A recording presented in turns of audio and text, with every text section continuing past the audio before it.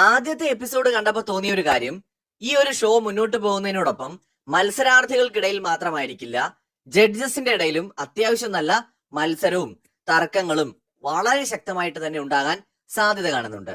ആദ്യ ദിവസം തന്നെ അഖിൽ മാരാറും റിയാസും തമ്മിൽ സൗഹാർദ്ദപരമായിട്ടാണെങ്കിൽ കൂടി ചെറുതായിട്ട് ഇടയ്ക്കൊക്കെ ഒന്ന് ആശയപരമായി കൊമ്പ് കോർത്തത് കാണാൻ കഴിയും.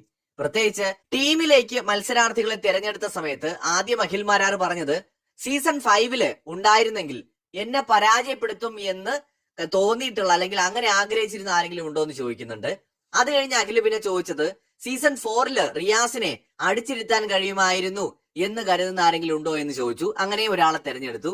അതിനെ കൗണ്ടർ ചെയ്തിട്ട് റിയാസ് ചോദിച്ചു, അഖിൽ മാരാറിന്റെ പൊളിറ്റിക്സ് ഇഷ്ടമല്ലാത്ത ആരെങ്കിലും ഉണ്ടോ എന്ന്.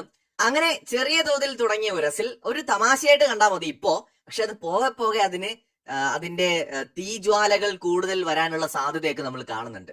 എന്തായാലും ഇതിനകത്തൊരു വേറൊരു സംഭവം ഉണ്ടായത്, അനഘ എന്ന് പറയുന്ന റിയാസ് തെരഞ്ഞെടുത്ത ഒരു മത്സരാർത്ഥി, റിയാസിന്റെ ടീമിലേക്ക് എടുത്ത ഒരു മത്സരാർത്ഥി അഖിൽ മാരാറിനെയാണ് തനിക്ക് കണ്ടസ്റ്റന്റ് എന്നുള്ള നിലയിൽ ഇഷ്ടമാണ് എന്ന് പറഞ്ഞപ്പോ റിയാസ്, അഖിലിന്റെ പൊളിറ്റിക്സ് ഇഷ്ടമില്ലാത്ത ഒരാൾ വരാൻ പറഞ്ഞപ്പോഴല്ലേ ഇയാൾ വന്നത് എന്ന് റിയാസ് ചോദിക്കുന്നു.